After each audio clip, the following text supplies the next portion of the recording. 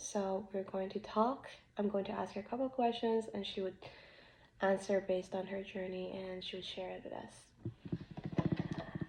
Hey, Shazia.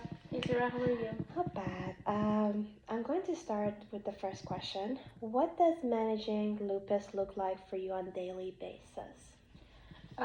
It's pretty manageable on daily basis if you don't skip the medicines and if you have a healthy lifestyle, then yeah, it's pretty manageable. That's perfect. And are these specific routine or medication or lifestyle changes that they made a big difference in your life? That was the reason that you could manage it, basically. Yeah, after my diagnosis, when I started to use the medicine regularly, not missing it out any day, and also changing my lifestyle to being active, made a huge difference. Oh, okay. So basically, could you elaborate a little bit, like how exactly you decided to be more active? Like, because activity is kind of like different in the spectrum for different people. Yeah, so I started doing job and the 9 to 5 job, and my job is like pretty active job, like we don't sit, we just like move around a lot, so that helped me a lot because when you move your joints a lot, there are less stiffness and less pain, and I think less inflammation in them as well. So yeah, being active is a good thing because if there's any days when I'm sitting a lot for a lot of time and then I stand up and then I feel like okay, there is something. So I would say a healthy lifestyle, being active, and taking medicines every day is a key. Is a key, I Yeah. see. And in terms of like mental health, I believe that working, also like going to gym, it helped you a lot during this time. Yes. As far as I remember, you mentioned that. Okay, that's perfect. It's great to hear that. And I was wondering what kind of support or medically or emotionally or even socially has been most helpful for you during this time? Like, I assume like emotionally, probably the family. Yeah, emotionally the family, um, they support you, and then when they know like okay you're suffering from something, they're not expecting a lot from you. They just want you to go with the flow. So that's the main thing. I see. Also, the doctors, like it's very important to have a good doctor who understands what you're going through and then who gives you the support you need actually. So that's a very important thing in your journey.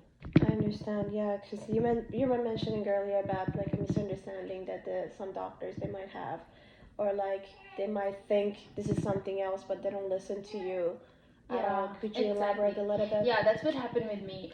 Once I started to have the symptoms, especially the bumps, like hives on my body, it used to a lot of itchiness and pain and all that. I went to my family doctor. She just used to say, "Oh, you have allergy. Just take this over-the-counter Benadryl." I think that was the medicine.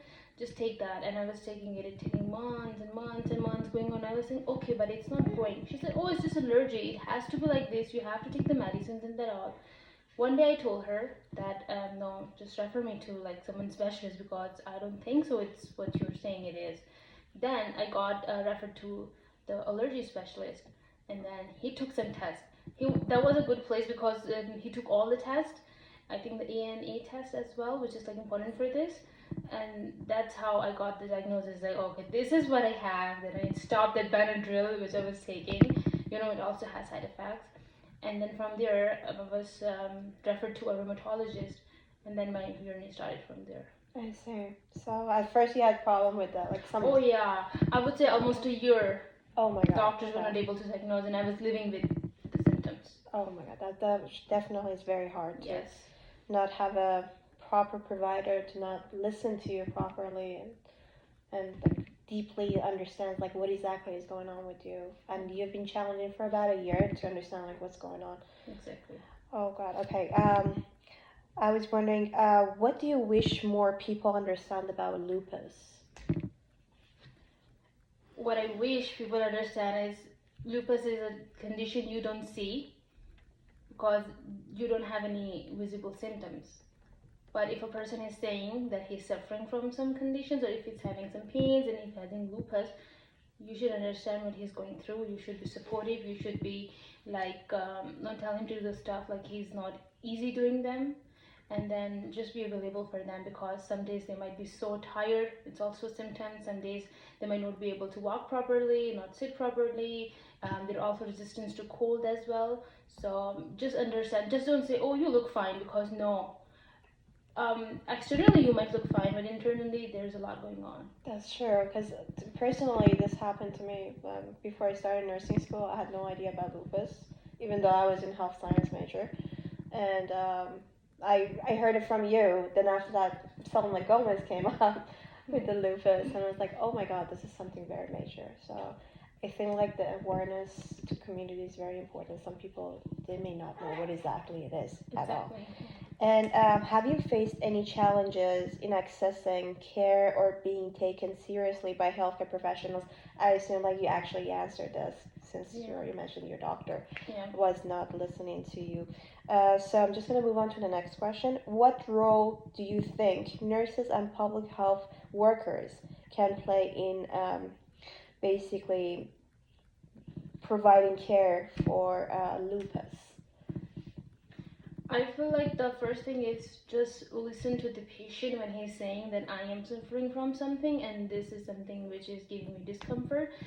Because if you will just say, oh, you look fine, that's the most common assumption. People say, oh, but you look fine. No, they are not fine inside, because their symptoms are not visible. So just treat them like, yeah, they actually need help, and yeah, they're in pain, and then do your best to like make them feel comfortable, and make them feel like, make them come out of the pain, or like do Makes whatever you sense. can to make them, even also mentally help them, so then they don't feel like, oh my god, this is something no one is going to help me with, or I have to deal with my own. We're a community, so like everyone can help each other to For come out sure. of the thing.